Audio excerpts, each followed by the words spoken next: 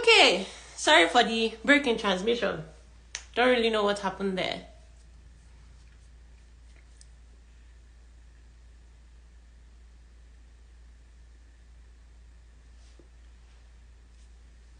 Hi guys. Hi Baby Show 15. Hi Ketumi 2000. Hi Faith Salon. Hi Chi. I don't want to butcher your name, but hi. Hi Janemi. Hi. Okay, so please let me know if you can hear me. I'm going to try and add our guest again today because she had so many questions for me, and I really want to be able to answer all those questions. For those who are just joining who weren't here before, my name is Ifi Omesiete, and I'm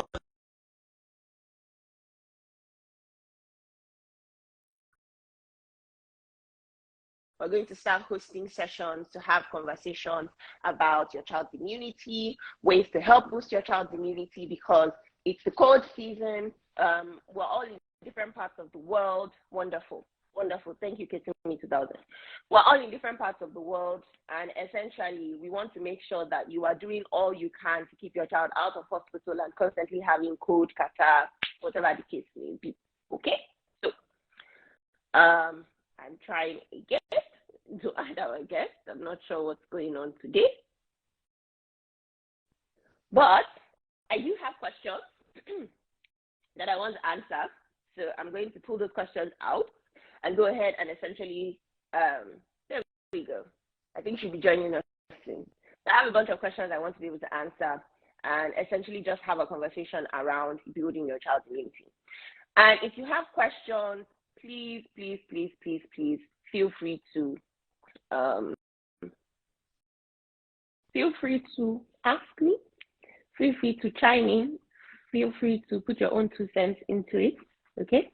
This is very informal. There's no formality to this. This is like our gist session for the next 30 minutes. And I want to make it short, sweet, and impactful. Okay. Hi, Bukumi. Hi, Daisy girl. Welcome. Hi, Eka Frank. I hope I got it right. I'm going to be trying to pronounce people's names and be saying hi to you guys. How's your weekend? How's the weekend going? How's everything? Okay. So common questions that typically get asked when we talk about your child's immunity and really working on it. Why do kids come down with school frequently? Hi, Mom Jace. I don't know what's going on. I'm trying to add you to the conversation, and I don't know what's happening here. I don't know. Please try and request to so that you can join us. So these questions are most frequently asked questions from Mom's Gist page, and I really want her followers to be in this conversation because I'm sure they were the ones that brought up the topic. So, hi, young Nigerian mom. Hello. Hi, Asawai. Hello. Hi, Liz. Sis? Aunt? Girl, help me out with your name. Hi, Ellie Jumobi. Hello. I'm not sure. Let me see the request. Okay. No. Okay. Because I don't want to go ahead and start without Mom's this request. Send a request so that I can add you. Okay, so anyway, let me just go into the questions. So the first question is, why do kids come down with colds frequently? I feel like this is a very common question that a lot of moms ask.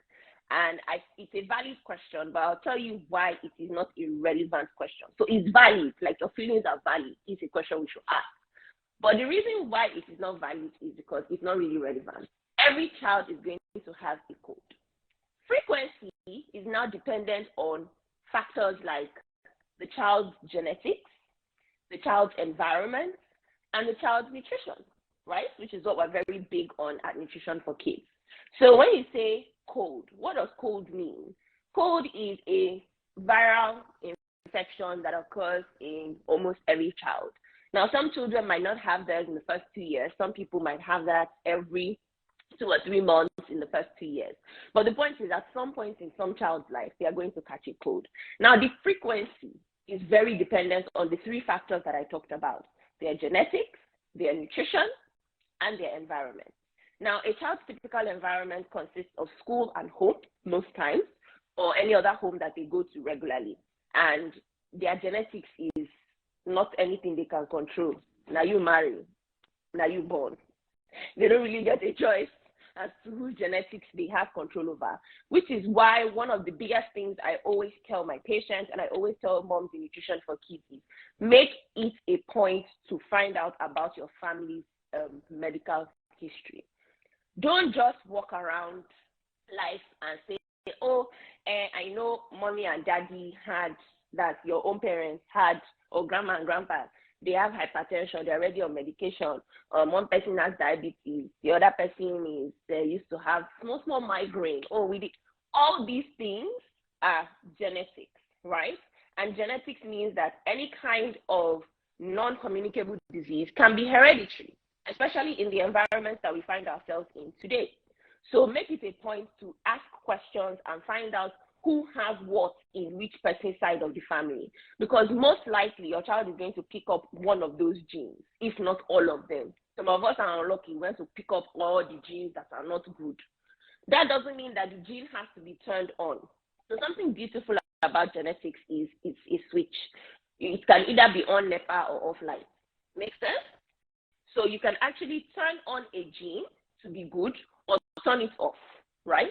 Dependent on the other two factors, environment and nutrition. Now, nutrition is a powerful tool in turning off and on bad genes. Your environment, yes, because you don't really have control over it, but you have control over your child's nutrition. So it's very important that, number one, like I said, find out what children have in their family. I'll give a typical example. So in my family, for example, I am asthmatic, right? I've been asthmatic for as long as I can remember. This is no news to Nutrition for Kids community members. We always talk about this, and I always share when code wants to just do me strong things. Now, this is coming from my dad's side of the family. I've always known this, and coming into marriage, it was a conversation that was had. A lot of you do not have that conversation. You just enter your marriage. You do not even ask whether somebody has. Your guy will be blowing nose on all your dates, and you just say, it's the weather. Then you now give that, and your child is also blowing nose like their daddy, and you'll be running from one hospital to the other, all in the name of, please, what can stop this cold? Like Debbie has been having, somebody in your house always has a cold already, so they're definitely going to give you a child. And topic for another day. Essentially, I knew my family's history, and coming into marriage, I knew what to expect. Now, of course, you can pray things away. Sorry. Of course, you can pray things away. Right? You can tell things to go away. You can tell God that you don't want something, and so many other things, right? But the most important thing is having the knowledge, because having the knowledge will teach you actually how not to pray amiss. That's number one. Number two, you're mentally prepared for what to expect. You read up on it. You do the research on whatever kind of genetics it is or hereditary disease that it is. And you generally just get the information that you need to prepare yourself. Some of us are lucky you don't have a child that has any kind of issues that anybody else in the family has. Hi, Mom. Finally. Finally.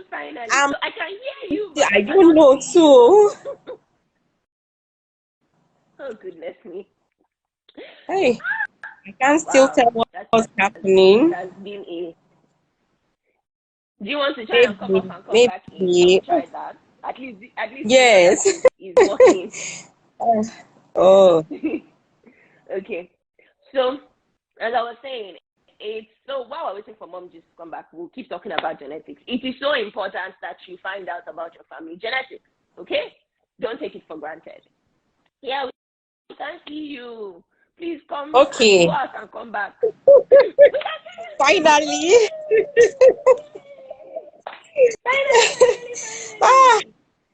Welcome. Thank you. Thank you. Thank you, Ify.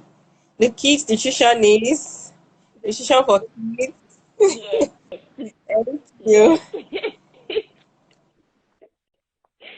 So you are the first of our Sunday gist. Essentially, this is now Sunday gist. Every Sunday, we're going to be having different conversations with different mom communities around immunity and then whatever else topic that parents really need concerns about. Yeah.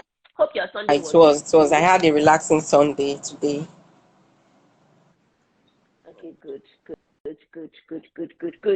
Okay, so I was just touching on the first question that you had asked, which is why do kids come down with colds frequently?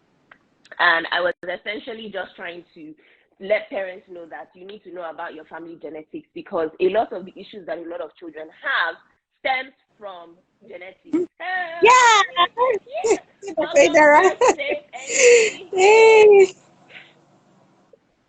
Welcome to Mom Conversations. Welcome, everybody. Welcome.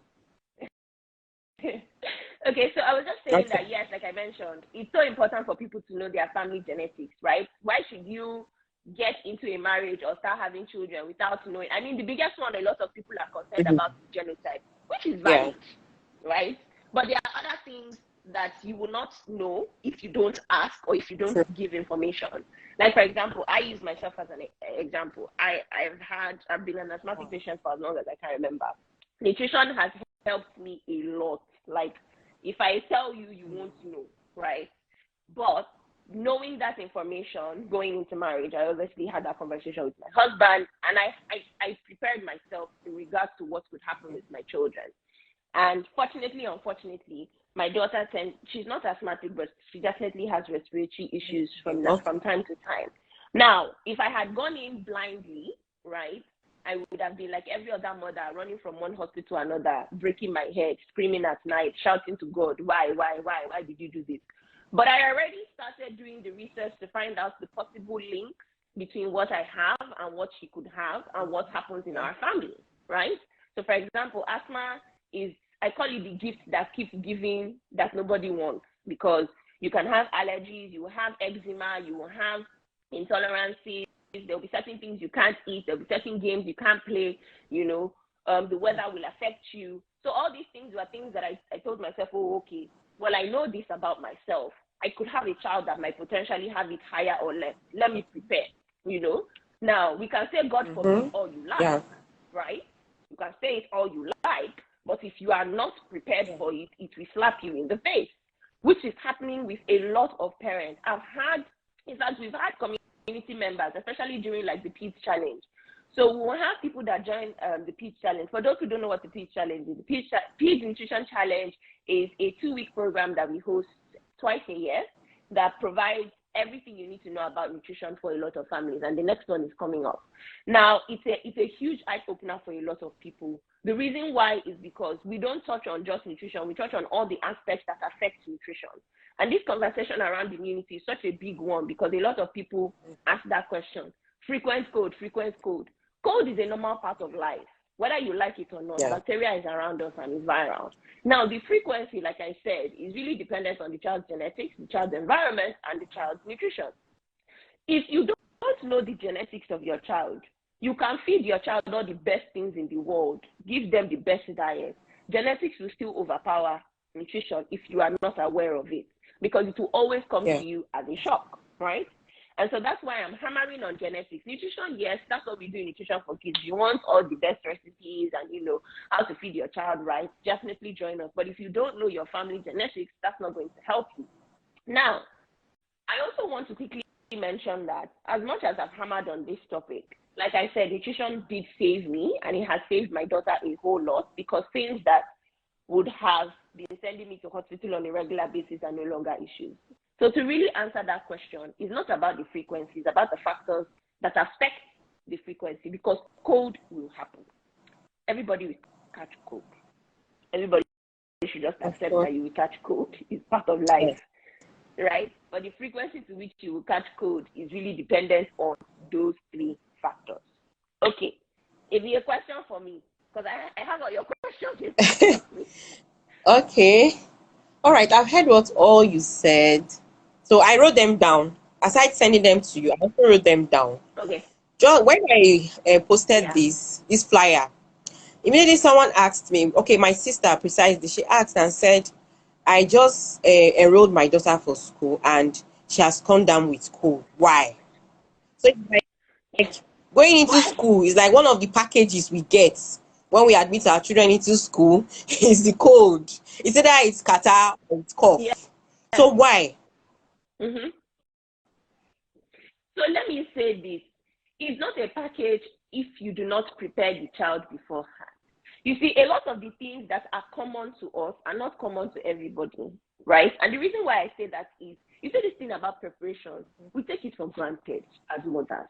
When I say prepare, I'm not talking about buying lunchbox and school bag. I mean, so let me put it this way. The person that is asking this question that just enrolled has friends, has siblings, has aunties, that is always hearing, when you enroll your child in school, they will catch cold. So it's not strange, right? It's not a strange thing. So everybody seems to know. But it's almost like you have that information, but you still put your head inside the market unprepared for it. And then when it happens to you, you're not asking the question, why? Does that make sense? You see how it doesn't really, it's not really an excuse, right? Because think about it this way. We all come from different backgrounds, different environments, different locations, different lives.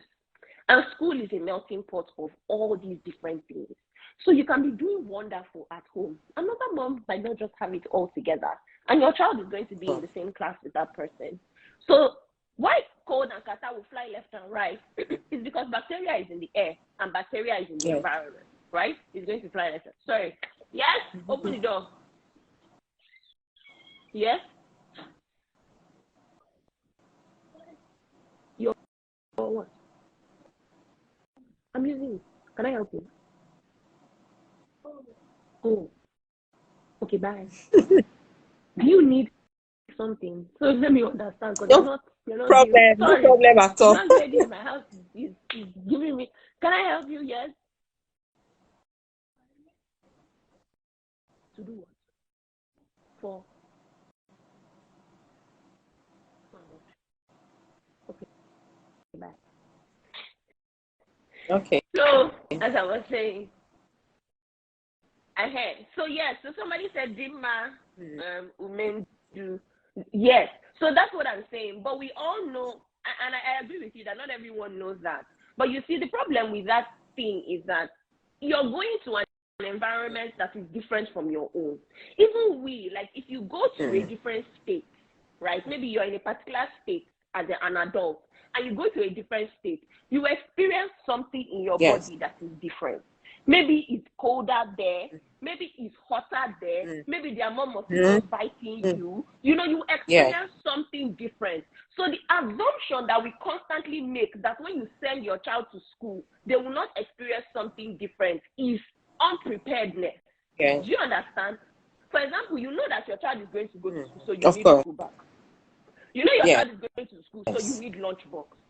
How did you know you needed lunchbox? Is it not from hearing what other people do when they send their children to school? Because most of us, when you go to school, they don't give you a list of the things you need, especially not for creche, right? Every creche does things different. Depending on the creche you go to, they are not going to send you with a long list of things you need to buy. But from asking questions, from living with people, from learning from other people, you find out, oh, you need lunchbox, you need creche, you need to put pampers. So it's the same way you will ask, what are the things that children have? Is it cold? Is it catarrh? What can I do to prevent it? Do you understand? Before you even send your child there. Now, that's one way of preparing yourself. The other way of preparing yourself is then internally for the child. In the last 30 years, immunity has significantly gotten worse. When we were younger, we were stronger. The children that we are giving birth today are not as strong as we are. And it's not necessarily their fault. It is unfortunately the environment they are being born into. We are too clean. We are too clean. No, it's the truth. It's an unpopular opinion, but it's fact. There are some people's children that don't know what death looks like. Meanwhile, you chewed X-moms when you were a small baby. You ate sand. How many of who here? Okay, let me ask this question: who here did not cook mud? Who did not make mud cake? If you did not make mud cake and you're on this side, just do your hand like I can't put my hand up. Let me know that you let me know that you did not make mud cake. But our children today don't even know what that is. They don't even, so many of us, when we used to play outside. A lot of children don't play outside anymore. And all these things, as much as we like to assume that it's dirty, your immune system is an army, right? It's an army. its job is to fight. Its job is not to sleep. That's not the immunity system's job. The immune system is an army, and its job is to fight. It sees an invader, it fights. But when it is asleep all the time, you will claim, if your child drinks water, and this is, and I'm not bashing any mom, because we're all doing what is right into our knowledge, right? But I've been to, maybe I went to a birthday party. The child's cup fell on the floor. The mom used 4 wipes to clean the mouth of the cup. Meanwhile, me, I was sitting there, and my daughter was sitting on the floor, rubbing her leg in the playground. I was like, wow, I'm not even clean. So this is such a dirty behavior. And I told my nanny, please bring wipes. I don't even know where to wipe from. I don't know whether it's a leg or a hand, you know. Yeah, it was somebody's child cup dropped on the floor and they picked it. Me, I remember then, when we go to church and my child's cup would drop on the floor, all I would do is I'll take it and I'll lick it and give her back. And at the time, it was looking very silly, you know, to me, because other people would take it, they will wipe it. Some people, that child will not drink from that cup again, and that's the only cup they came to church with. All those things, and they are important, right? But we are overdoing it. It's overkill. And why I say it's overkill is because what eventually happens is, which is typical, and I want a lot of us that are on this call to either agree or disagree with me. So you don't send your child to creche till the child is about 18 months. And before those 18 months, most people's children never have a cold. Even if they have cold, maybe once or twice in the whole 18 months. But the moment they send their child to school, every 3 weeks, you are going to the hospital, antibiotics, cold, cough syrup, this one. If you're on this call and that is your situation, just do your hand like this. Just either agree or disagree with me. And the reason why I bring this up is because for the last 18 months, all that child's immune system has been doing is has been sleeping. It is not giving work to do. Like I said, it's an army. It's supposed to fight invaders. So if you pick up sand from the floor and it obviously contains bacteria, your immune system is like, I don't like this, so let me fight it. It will fight it. Right? Yeah. You don't know that it's fighting it. You are not aware that it's fighting it. You are just like, well, this person has picked sand. Go and drink water, rinse your mouth. You don't know that it's fighting it. Do you know? That's its job. So when it gets to school and your child is mixing with other children that don't wash their hands, or the teacher is overwhelmed with something, or they pick up something from the floor, the teacher didn't see it. It remembers. It remembers, and the fight is not as violent like the one that will send you to the hospital for antibiotics. That is why so many children keep catching catarrh and cold when they go to school, because their immune system has never fought anything in his life.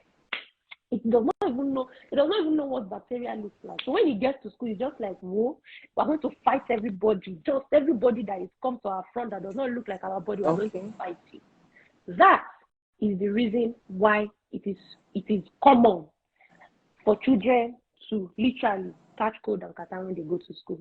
Using myself as an example, I have 2 children. You heard my daughter in the background. She has a younger brother. My son's major sickness in life was malaria. In his first 3 years of life, the major sickness he had was malaria. Cold and catarrh. Weird.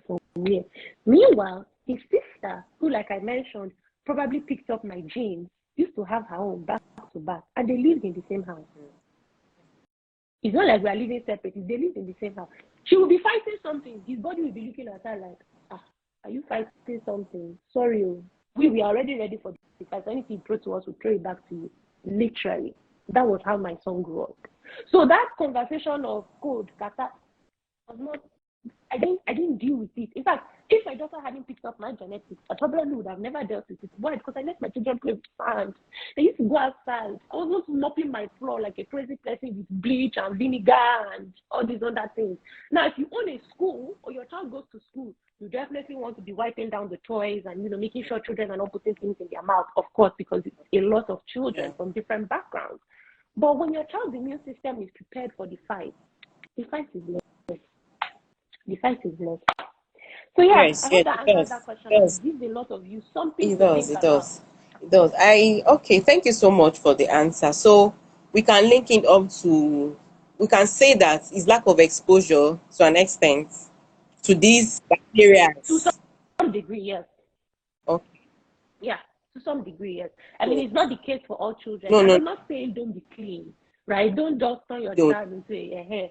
But we need to, like I said, think about when we were younger and now. A lot of us drank dirty water. I mean, we didn't have some of the Yeah. luxuries we have today. And as much as I hate to say we turned that down, we really did. Because our immune system had something to fight. It was much stronger. And you see, the problem with consistent use of medication, and for lack of a better word, abuse of medication, because a lot Yeah. of us don't go to hospitals to get medication anymore. We just go to the Yeah. pharmacy or the chemist to get it. The constant abuse of medication is causing and building more resistant bacteria and viruses. Case in point, COVID. COVID is just doing us, the more you look, the less you see. That's true. And we just keep creating more and more and more super bugs. So we really need to review how we're raising our children in this generation and really get back to doing things outdoors and, overlook some things. Like I said, if my child's cup fell on the floor, I'll pick it up, I'll lick it and put it in their mouth. What's the worst that will happen? So, I think I'm with you here. Oh. When I had my first kid, I was a bit careful because my first kid, or at some point, I had to switch to formula. That's a story for another day. So because she was on formula, I was trying to be like, oh, I don't want anything to happen to her. Oh, I was trying to be really, really careful. And my first kid, hey, Yeah. God, you see cold, you see respiratory tract infection. We've dealt with that, tonsillitis and all. But with second and third, Yeah. I kind of relaxed. When they want to play, they play. In fact, they've been playing. I had to tell them to come in. Okay, it's nice, come in. I allowed them to play. Sometimes my husband will be like, why are you allowed? I say, let them play. Oh, they should play and get used to the environment. And with them, I did experience all of that. Yes, I did experience that. I can't really boil it down to by being careful with the first. Maybe the other Yeah, of factors course. I can't really say, but I think they are better. The other two are for their health is a bit better than what I experienced with the first. So I can say yes, to an extent, this is true. Okay, so going forward, Yeah. okay, And guys, if you have questions, concerns, thoughts, yeah, please drop in the comments so that we can answer you.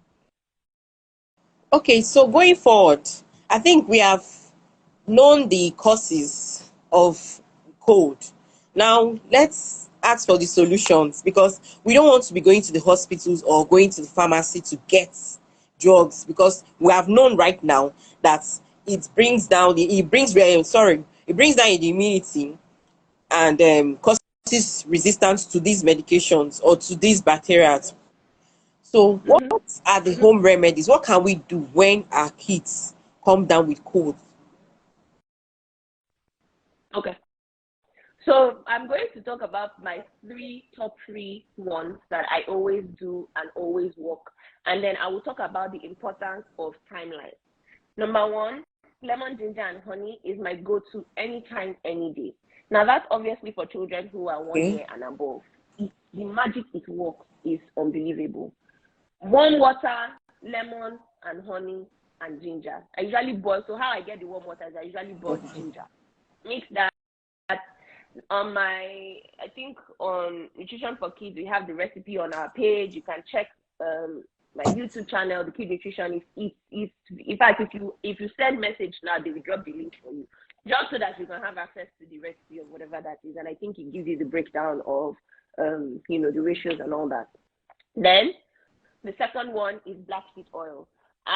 From the moment I understood what black seed oil can do and its capacity, let me give you an example. Yesterday, and this will now lead me to talk about the timeline before I talk about the third one. Now, yesterday, I was washing dishes and I heard somebody doing. I said, "Why are you coughing?" In my head, I was like, "Why is this person coughing? What's making you cough?" Because I hadn't heard the person cough all day. It was my daughter actually. So I heard her. I removed my ear because I said maybe, Later on in the evening, I heard it again. I didn't even ask myself in my head the question 2 times. I just got out the black seed oil, poured it with some honey in a bowl, a little medicine cup for her. Poured it gave her to drink. This was last night. This Wow. morning, I did not hear Wow. again. I did not hear it again. Now, this leads me to talk about timeline. A lot of us wait till we hear the cough. You are waiting for the cough to talk to you, to speak to you, to, have a conversation with you before you do something. Please stop waiting. If you hear one cough, treat it as if the person is coughing up blood. For real. Because you see, if you catch it early, you see, the good thing about the immune system is it's been doing work before you heard a cough. It's already doing work. Because whatever symptom you hear externally on a body means that the body has been trying to fight it before it gave you signal outside, right? So always treat it immediately. Like, don't wait 2 days, don't wait 1 day, don't wait, whatever it is. Because the good thing about it is these things are things of nature. So it's not medication you are administering, right? And the good thing about that is that it's like eating. Yeah. You eat every day, irrespective whether you have cough or you don't have cough. But now these ones are targeting it right at the onset. So hit it hard from the beginning. Don't wait for it to progress. Then you will now be coming back and telling somebody it's not working. I tried it for 4 days. When did the cough start? It started 2 days ago, but I was not sure. So which magic do you want to perform? Because the truth about it is, you see, natural remedies are not as fast as medication. Why? The reason is because nature works on every part of your body. Medication goes in and targets one thing, irrespective of how the body is feeling. That's why children can be on antibiotics and start stooling. It doesn't care about your stooling. It cares, what did they send me to do? Let me do that. It's like a guest you invite to your house, and it's like you have a nanny. And your nanny is supposed to know that if your child falls down, they pick them up. But when you hire the nanny, you only told the nanny, please make sure my child eats. So if your child falls down, they don't care whether your child fell down. The only thing they know is when it's time to eat, let me feed the baby. Does that make sense? That's what medication does. Medication does not care what is happening in any other part of your body. What they send me to do, go there, does it. Nature, on the other hand, attacks everything on your body. And that takes a longer time to work. That's why starting early is so important, because before that thing spreads to other parts of your body or starts getting worse or your immune system fights for too long, it's already sending messages. Let me break it down in the science terms.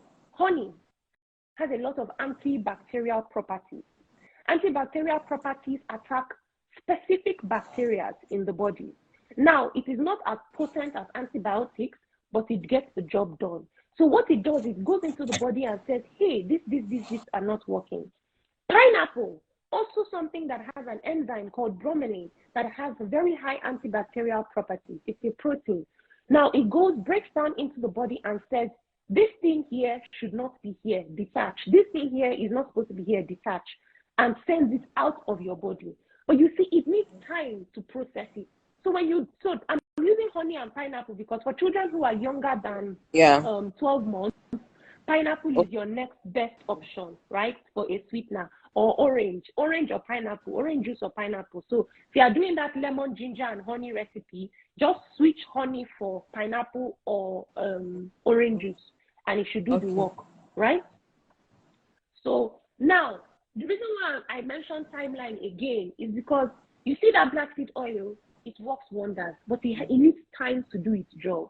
So if I had waited till this morning and the cough had gotten worse, I will only be extending my use of black seed oil by an additional 2 days because it needs, a period of time to work. Now, the final and the third thing, which I absolutely, absolutely love to do, is a mixture of pineapple, garlic, lemon, black pepper, or cayenne pepper. You can also use normal dry red pepper if your child will tolerate it. And what was the last ingredient? And ginger. Just take those things, blend them, and give your child to drink. I can guarantee you that in 24 hours, whatever was disturbing them, if you start early, not that because has been happening for 4 days, then you want to come and then you are just deceiving yourself. You just going to the hospital so that whatever is doing your child will not result to fever. Because something nature does not do very well is handle fevers immediately. fevers take longer, because when your child has a fever, that's like your engine light on your car turning on. Bad. Things are really getting bad, right? And I always tell parents that if your child has a fever, please don't, after 24 hours, just go to the hospital. Let's know what the problem is. Don't try to be doing guesswork at home. It's not, children and fevers don't do well at all. So, like I said, those three are my go-to. Now, spirulina is something I always talk about, which we sell on Nutrition for Kids NG website. We also have the black seed oil as well. And I mention it specifically because it's the multivitamin that nature intended, not the ones you buy over the top of a pharmacy. So I want Reload, what's that one again? M-Vite Kids, all those things. They are great, so they're wonderful. Multivitamins have a place. They are not useless. But if you want one that is going to do the job for you regularly, spirulina is the key. I have watched it over the last, I've been using spirulina, I think this is my 6th year, and I can't, okay, I will, Daisy girl, I will. I can't speak bad about it because it's yet to do something bad to somebody. Unless maybe your child's immune system is just really bad, and then that's a conversation. That's now a clinical thing, and you can always schedule a consultation or join Nutrition for Kids to really get a real answer. But if it's just for the general things, it really does work. For the last recipe, it's pineapple, garlic, ginger, lemon, and black pepper. If you don't have black pepper, you can use normal dry red pepper. If you don't have dry red pepper, you can use cayenne pepper. But black pepper is the go-to thing for the recipe, okay? And just blend everything together and give your child to drink. Again, that recipe is also on, I think it's on my YouTube. If you want any of these recipes, like video recipes, just send a DM and we will happily share the link with you, you know, so that everybody has access. Because really, this season is the time. And it breaks my heart when I have patients that come to me and this is their problem, because if you had the knowledge, we won't be, you know, having these issues. That's why every Sunday moving forward, you know, we'll just be going from one mom community to the other and just generally have this conversation so we can save as many people. And then tell you to come and join us because our community members get this conversation every other day. Okay.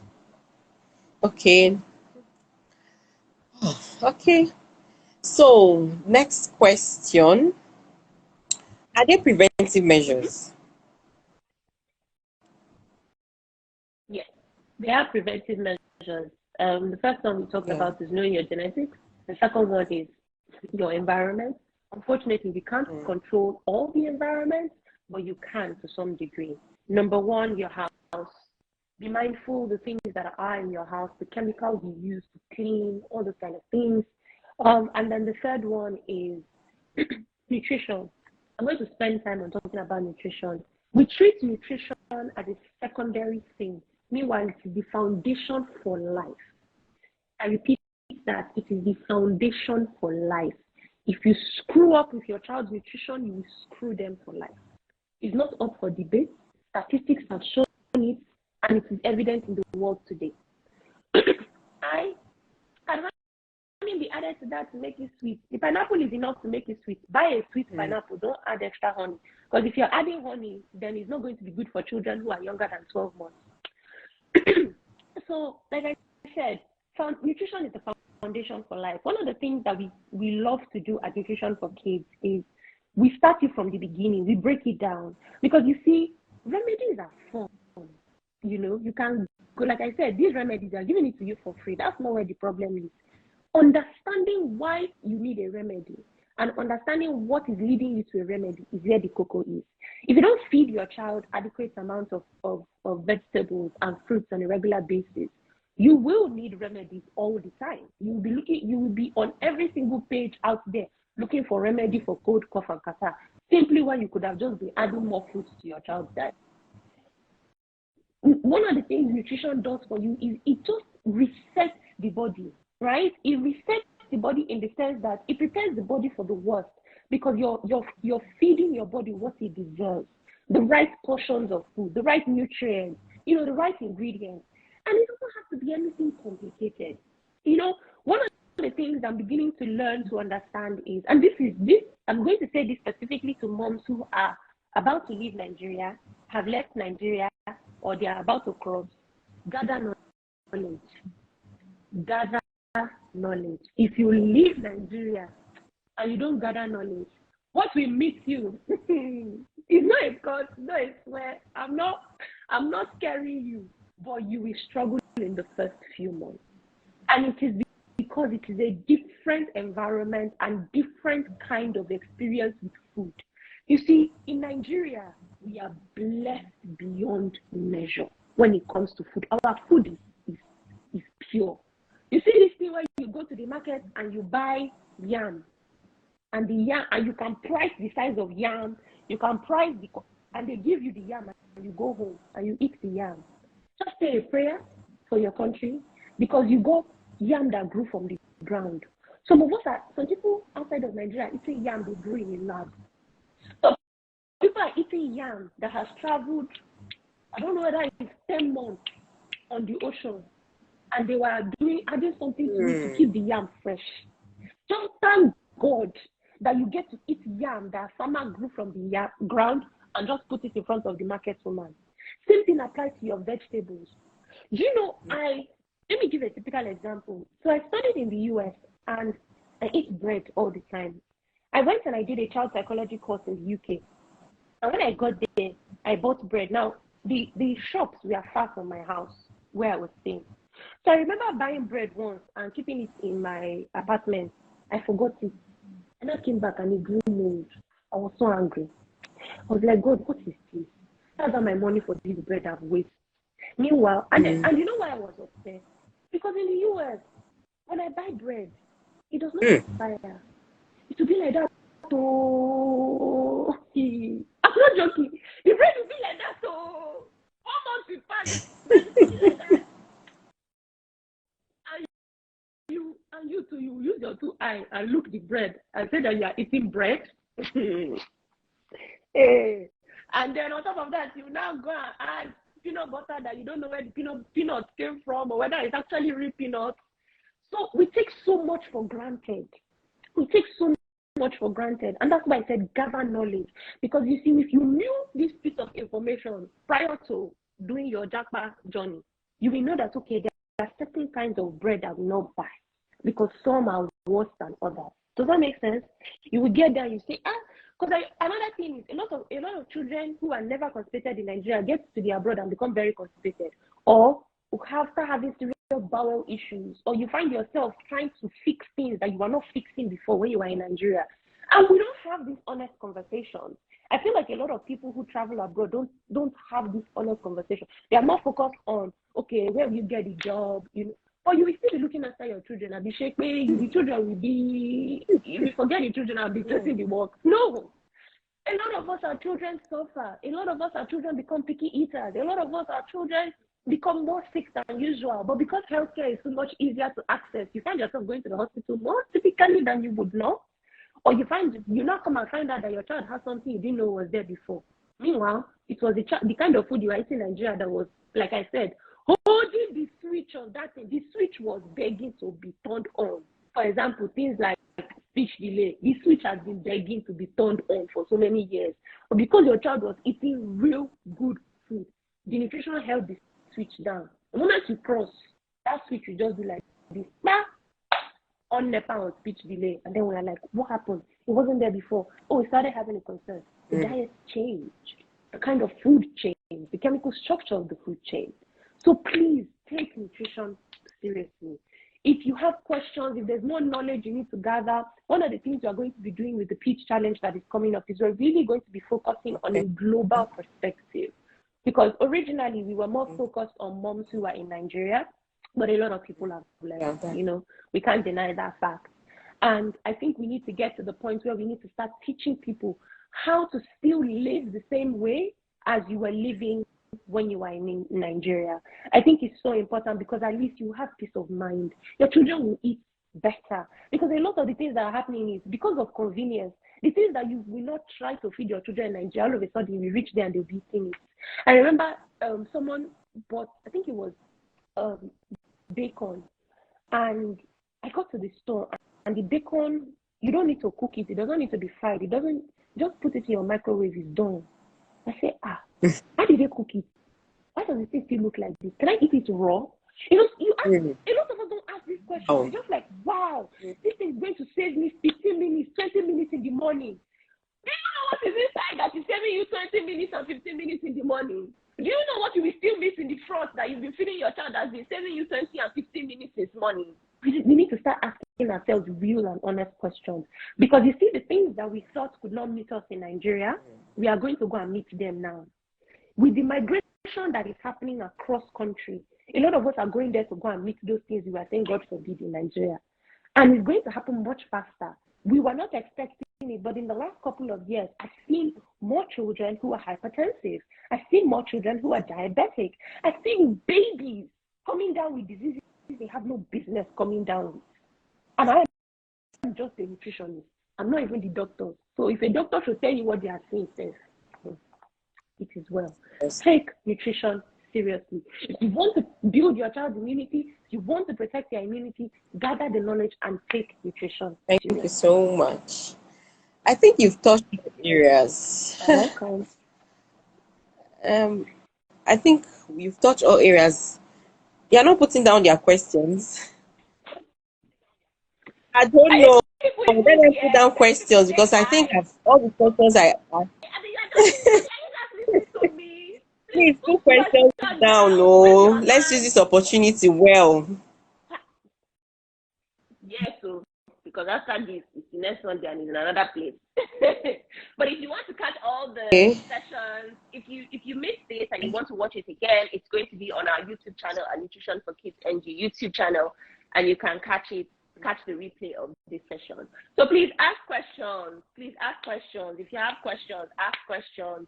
Drop a comment if you learned something. Thank you, Lika. Yes, Lika Frank. Thank you so much. If you enjoyed this, please tell me thank you. Clap for me. Oh, it's not easy to be talking. I've not even have to know. I'm clapping.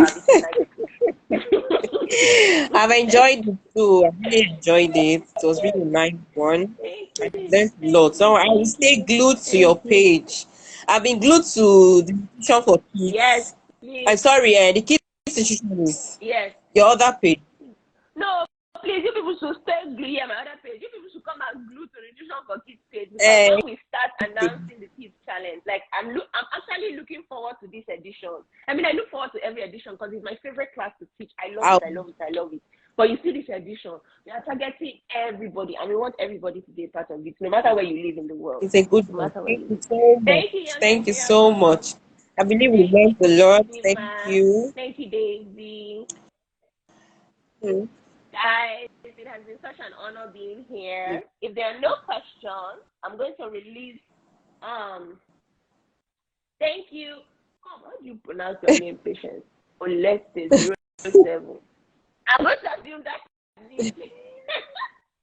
So if you have questions, if you have concerns, you can reach out to us via DM. If you want to join the Kids Challenge and you want to join now, you don't want to miss your seat, come and join us now. And thank you to ABA for having me. Thank you for making out the time to do this session. And I hope we have learned a lot. Thank you so much. We appreciate you. Thank you. You are welcome. Well, you guys have a blessed evening. Good night.